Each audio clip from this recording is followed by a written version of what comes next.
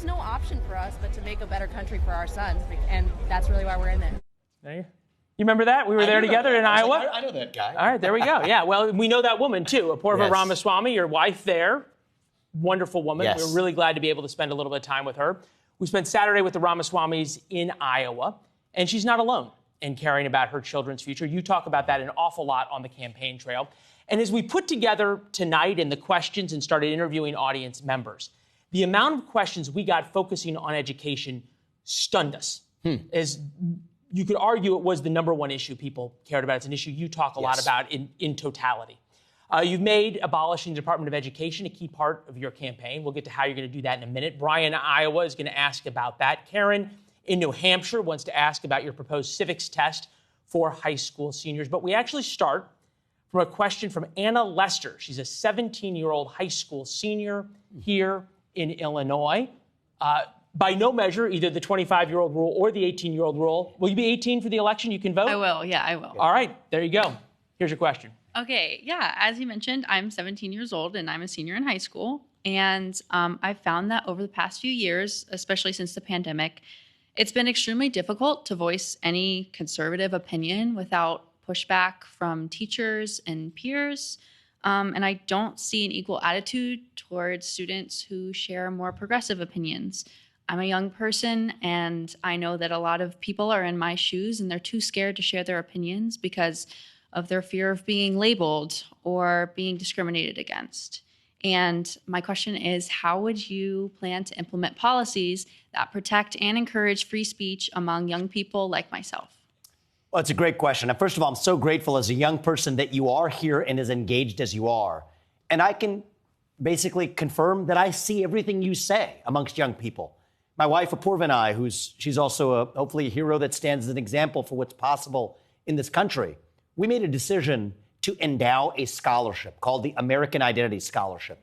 It's one of the most financially rewarding scholarships that a high school senior can win. It's $25,000 towards college. We're now hearing some high schools, including those that have imposed racial equity agendas on their students, say they will not even inform their students of that scholarship that they could win because they deem the American Identity Scholarship to be controversial. This shows how far we've come as a culture. So I feel what you do. I'll say some things that I'm going to bring to the table, but it's not just going to be me that solves this problem. It's going to be you. That being said, there are things that the government should do. I think that much of what we call wokeism, it meets the Supreme Court's test for what counts as a religion. Well, if it really meets the Supreme Court's test, then that means much of what we see, even in public school teacher training, constitutes a Title VII violation. The Title VII violation is that the prohibition on discrimination on the basis of religion says you can't force somebody to bow down to the religion of the employer, especially when that employer is the federal government or the state government. Well, in this case, if this meets the Supreme Court's test for what counts as a religion, certain words you can't say, clothes you can't wear, apologies you must recite, well, then that means that bending the knee to this religion is no more legal than forcing it for any other. So I will instruct the Department of Justice to enforce our civil rights laws even-handedly, to eliminate the political viewpoint discrimination that we see in the private sector. That's just one of many examples of things that I plan to do as your next president. But I also want to be very clear. The president is not going to be a political messiah to solve all of our cultural problems. Some of that's going to land on your footstep as well. I'll remind you that Alexander Hamilton was in his early 20s when we declared independence. Thomas Jefferson was 33 when he wrote the Declaration of Independence. People say I'm young at 38. I'm old compared to those guys running for U.S. president. So I think it will be young people who bear both the responsibility and have the opportunity to step up and be those revolutionaries in our time. What does that mean? When you are the only person in the room, whatever that room is, maybe it's in college next year, maybe it's at the dinner table, maybe it's with your friends in a car ride, when you're the only person in a room who believes what you do, you have an obligation now more than ever to actually stand up and say it. And I will make you a promise. You hold my feet to this fire if I don't keep this promise to you. If you do that and you do it with conviction, you will find that you are not the only person in that room who believed what you did, because other people will come out of their closet as well. Fear has been infectious, you're right. But courage can be contagious too. So I will do my part. but I need you to do yours. And that is how we're going to revive this country. Thank you so much. And thank you. I promise to do that. Thank you. You have my promise, too. I'm very proud of you. Thank you. All right. Dr. Brian McQuaid, I think you earned yourself a new supporter, if she wasn't already. She was Dr. excellent. Brian McQuaid, Associate Professor at Grandview University in Iowa, is with us. Professor?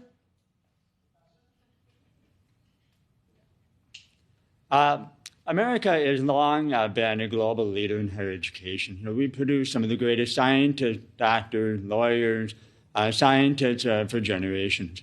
Today, higher education is in crisis. The public is questioning the value of higher education. We're talking a lot about student loans and student loan debt.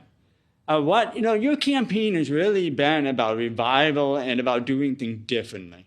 What will your higher education policy be to do things differently and to restore American leadership in higher education for the next generation, for our kids, so that they have a hope of education in the future?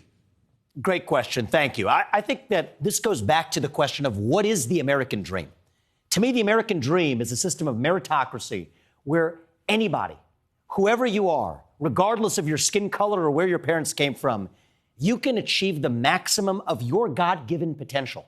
Whatever that potential is, in a diverse area it may be, nobody's going to stop you on that way. So for me, that American dream ran through four-year college education. But for other students, it may run through a one-year vocational program to be a welder or a mechanic or a carpenter or a builder. The problem today is we have a U.S. Department of Education and a federal government that artificially distorts the choices that students make by subsidizing four-year college degrees and saddling students with debt, while many of those students would have been better off going to a one-year vocational program instead. That same federal Department of Education is also wasting dollars that could be actually in the hands of parents to deliver their children better K through 12 education. So in a nutshell, here's what I'm going to do as president. I will shut down the U.S. Department of Education. I will use that $80 billion and put it in the hands of parents across this country to send their kids to the best possible K through 12 schools that they can. I'll go further and make sure that we do this on terms that require localities to eliminate teachers' unions so that public schools can actually go once again compete with private schools and charter schools. If you're going to teach it in the classroom, you better put it online. If you don't want to put it online, you probably shouldn't be teaching it in the classroom, and revive civic education in this country. That puts students in a better position when they then graduate from 12th grade to make that best choice for themselves.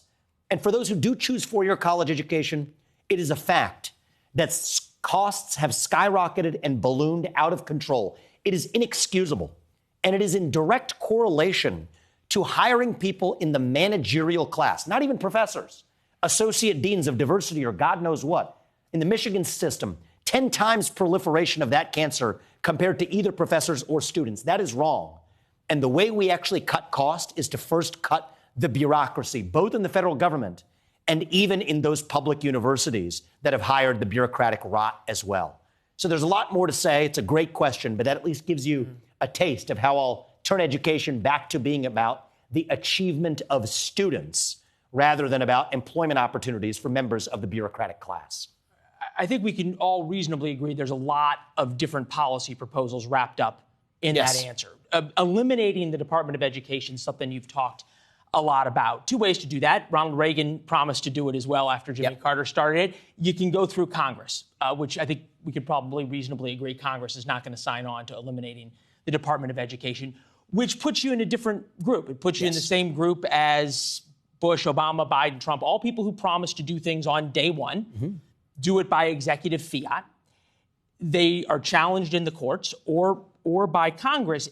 Doesn't these plans, of which you have a lot, by executive fiat, just make you another one of these presidential candidates who wants to do things by executive order?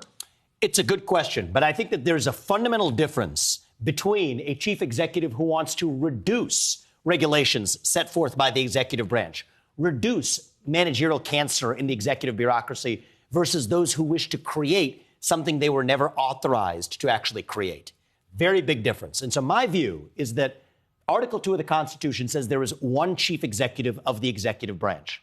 I know this as an outsider. I'm not a politician. I think that's actually an asset in this race and in leading this country. I know that if somebody works for you and you can't fire them, that means they don't work for you.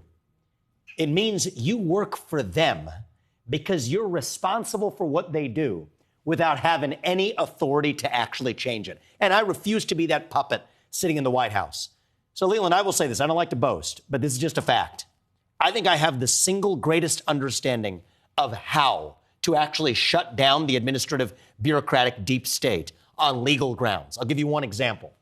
What stopped Trump from doing it, for example, was they said there are civil service protections that stop you from firing people, for example, at the Department of Education. Well, read the law. Turns out that only applies to individual firings. It does not apply to mass layoffs. Mass layoffs are absolutely what I am bringing to the D.C. bureaucracy. Will I be sued over it? Yes, I will. That means we go to the Supreme Court, which I've studied. We win 6-3 in the current Supreme Court, and that's how we drive real change, because now it's in judicial precedent, and the next president who comes after me won't have his hands tied in the same way. And so that's how I intend to do this, grounded in principle, grounded in the law, and actually deliver for the people of this country. All right, so let's assume for a moment that you can indeed do that. And I think reasonable people could agree that there's some questions, and there's legal scholars on the other side of this, and that'll be debated by the Supreme Court. What if Joe Biden decided to do exactly the same thing with ICE? Would you be okay with that? If Joe Biden wanted to shut down agencies in the federal government and had a constitutional basis for doing it as I do, for example, the Presidential Reorganization Act of 1977 says the president can shut down an agency if it stimulates the economy or if it eliminates redundancies in the federal government. That's the one I'll use to shut down the FBI, by the way. I would absolutely support his decision. So he says it's going to use your first one, that it's going to help the economy. He says we need more immigrants, not less, because we need more workers, not less. I'm going to shut down ICE. Well, we have to still enforce the laws of this country. That's the difference. Well, but the Department of Education is also a law. Funding it is also a law by Congress. I'm just trying to figure out where you're cherry picking which agencies are able to be shut down and which aren't. Reducing bureaucracy is the top of the agenda. And so if you're generally reducing bureaucracy, I stand on the side of doing it. And ICE is a perfect example. ICE isn't doing their job. We have 10 to 14,000 illegal migrants illegally crossing the southern border daily. That is the Swiss cheese of a southern border where fentanyl is flowing across this border in a one-way opium war that we fail to recognize that we're in. Human trafficking, child trafficking. Why? Because you have a bunch of bureaucrats who we never elected. And this is the big joke of our system. People in the Republican Party want me to criticize Joe Biden. I find that boring. Why would I criticize Biden when he's not even the person running the country? The people who we elect to run the government are not the ones who actually run the government. And you know what? I would rather have a Democrat president who I disagreed with. Still, if he was the duly elected president, at least be the one who actually wielded the executive power of this country rather than to actually be a puppet wielding the executive power of the administrative state, which is exactly how it works today. And this is what I tell the rest of the Republican Party.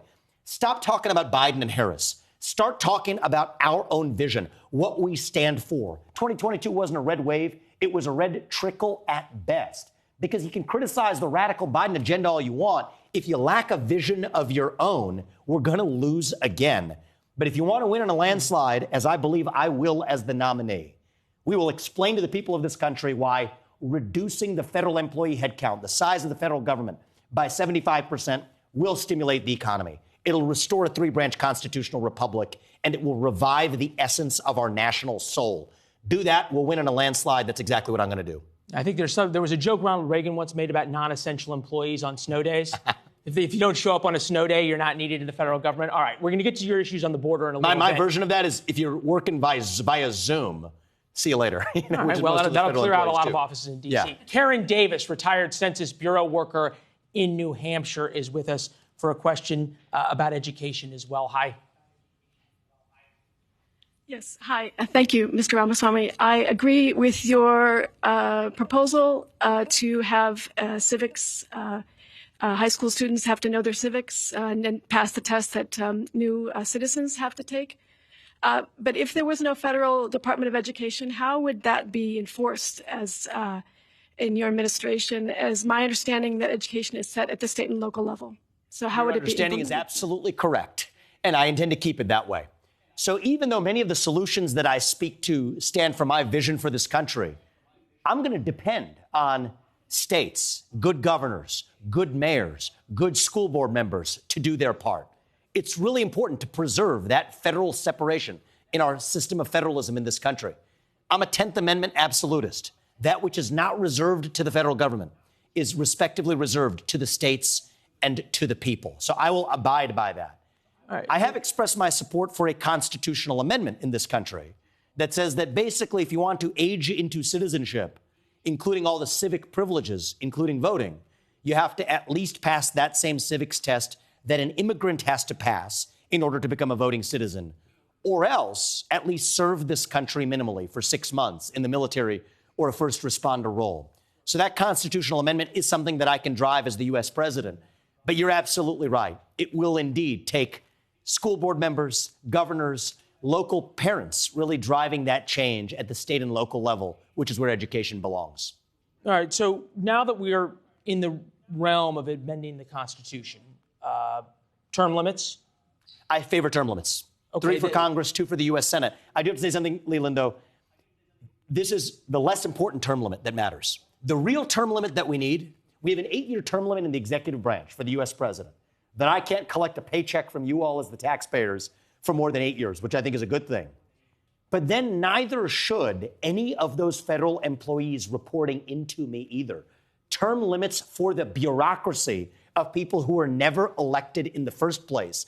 And that I can do without a constitutional amendment because I will be the CEO of the executive branch, including the HR department, which reports into me. That's change we can drive starting in year 1. You have suggested, as part of your constitutional amendment vis-a-vis voting rights, that if someone doesn't pass this civics test, it would require them to serve for 6 months in the military or in a first responder role. If they want to vote. If they want to vote. If they don't want to vote, you can be up until 25, no matter how ignorant you are of America, you get to vote. Yeah, so the basic proposal is we want everybody in this country to have skin in the game. That's what our founding fathers envisioned. Back then, it was land ownership. That's not right for our era. Skin in the game now means you know something about the country. Not something that I'm making up. It's the things that we already require. Immigrants, people like my mother or countless immigrants, potentially even in this room, to have known before you became voting citizens of this country. I think that's very reasonable. Tests aren't for everyone. Service can be a good way to avoid that, too. But that's the kind of civic revival we're going to need. Did this policy poll well on day one? No, it did not. But I still, over the wishes of my campaign advisors and otherwise, said, no, this is important. And I believe as Reagan did, right? What did Reagan do when his vision for this country didn't poll well? He said, well, I haven't done a good enough job of persuading the people of this country. That's the kind of spirit we need, because we live in a moment where national pride is on the decline. Less than 16% of Gen Z says they're proud to be American. 60% of young Americans, I'm not making this up, 60%, according to the Reboot Foundation in a recent survey, 60% said they would sooner give up their right to vote than to give up their access to TikTok. Okay, this is a national crisis. We're not going to find our way out of it automatically. And there's an old saying that goes, if you care about somebody, you tell them the truth. If you care about yourself, you tell them what they want to hear. Well, I care about the people of this country. That is why I will tell them the truth. I believe that will be the successful political strategy, but either way, that's the way we're running this campaign. All right. Speaking of the truth, this has been a thorny issue for Republicans, the issue of abortion. I know you have some strong thoughts on it. Keith Brin from the Chicago suburbs, he's an attorney as well, to ask about abortion. Thank you for taking my question. Republicans have not fared well in elections since the Dobbs decision came out. How will you convince independent voters to vote for you on questions of abortion without alienating the pro-life Republican base? Well, look, I think I can start with the latter part of that because that's the easier part. I am part of the pro-life Republican base. I am unapologetically pro-life. I picked it up during my years at St. X High School in Cincinnati, and I've remained persuaded of it ever since. The good news is I actually think most Americans share pro-life instincts, and I can prove that to you. Take the case that Clarence Thomas asked about during the Dobbs hearing. Pregnant woman walking down the street, she's assaulted. Unborn child dies as a result. You find me one American, one person even in this room today, who says that that criminal does not deserve liability for that death. You won't find one, at least I haven't yet. That says we share the same intuitions in common. Now we've turned it into men's rights versus women's rights. I think this is about human rights. So I, for my part, am willing to walk the walk when it comes to being pro-life. And here's where I'm different from many Republicans. I think we should be open to policies to help support contraception, adoption, paths to childcare, sexual responsibility for men in an era of genetic paternity tests that are 100% reliable. Add that to the law in terms of liabilities and responsibilities that men should bear too, to say we're all in this together. This is not a men's versus women's issue. It's a human rights issue. And then I'll also say this. I'm running for U.S. president. I'm not running for governor. As I said earlier, I'm a 10th Amendment absolutist. That which is not reserved to the federal government is reserved, respectively, to the states and to the people. This is a states first issue. And I am yet to be persuaded of a constitutional justification for the federal government to act. Not Biden to codify Roe versus Wade into law, but in fairness, not Republicans either to codify a different vision into the federal law either. And I think that is how we move forward without letting us be held hostage at behest of national division over this one issue. Will I unite America on this issue? No. This is one issue where I'm never going to promise to unite us on this one issue. But I can unite this country despite this issue by speaking about it and standing for pro-life commitments in a way that are authentic, in a way that I don't think we in the pro-life movement have yet completely done. Keith, you're from Highland Park, which is a fairly liberal part of a fairly liberal state. Yeah. Does that answer change any minds, you think? No, it doesn't. And I know that. But it's a hard sell. But here's my mission. I'm not looking to change someone's mind on where they are on abortion, but I am up to change somebody's mind on this. We can still be one nation, even as we deeply disagree on our most firmly held convictions. And if somebody tells me, no, we can't, well, then I'm going to persuade those people and bring them along. And so nothing in my response was in the 60 seconds that we had designed to convince someone to change their mind on the abortion issue. But what I stand for firmly as the next president of the United States is that we will not let this issue or any one issue divide us to a national breaking point. And that does take talking about and leading on this issue in a way that's a little bit different than traditional Republicans have. All right, so you're laying this out almost as a messaging problem for Republicans, I think right? it's a policy issue, too, though. I think sexual responsibility for men, that's policy. Okay, that is policy. That is policy. Yeah. But since Dobbs, okay, Yep. at the state level that you pointed out, pro-life ballot initiatives have lost overwhelmingly. Mm-hmm. None of the pro-life issues have won. In your home state of Ohio, last week, in an off-year special election, essentially, with a ballot initiative, the pro-life issue lost 57-43. Yes. All right. What is the problem then for Republicans on this? If you were saying that you can convince Republicans that you're right and at all and swing voters that you're right, why does this issue keep being a ball and chain around Republicans? Look, my view is this issue was properly settled when Dobbs overturned Roe. That is the correct constitutional decision. This is now an issue left to the states. I went to Iowa for when they signed their 6-week legislation into law. I made it a point to be there because that was a victory for federalism. People were elected by wider and wider margins to the state legislature saying exactly what they were going to do, and then they did it. And in certain other states, other measures have been defeated. That is federalism. That is what our founding fathers envisioned. And so am I disappointed in that outcome in Ohio? Of course I am, as a citizen. But as somebody who is looking to lead this country as U.S. president, I will have to admit that that is the way federalism works. That is how the way diversity amongst states works. So I just want to button this up. Absolutely no federal involvement in abortion policy, including the Hyde Amendment. That's correct. I think that the federal government. Repeal the Hyde Amendment. Now, I'm going to say one thing about this in terms of signing a federal ban. Here's what I will say, though. Federal funding for Planned Parenthood, forget about it. Forget about it. I mean, this is use of taxpayer dollars to come down on one side of a politically contentious issue where there is no, for example, constitutional basis for the federal government to be allocating those funds. So I will have pro-life policies that I implement as U.S. president, but it will be from the context of what the federal government is actually constitutionally authorized to do, like cutting funding for Planned Parenthood, which it had no business funding in the first place. But that is different than either codifying Roe versus Wade or signing a federal abortion ban. And I think you understand the difference. No, huge difference in every way. All right. Thank you very much. When we come back, Donald Trump, Hunter Biden, and the law? Plus, can the President of the United States really order the military to seal the southern border? To the border and immigration, we'll come back. Yes.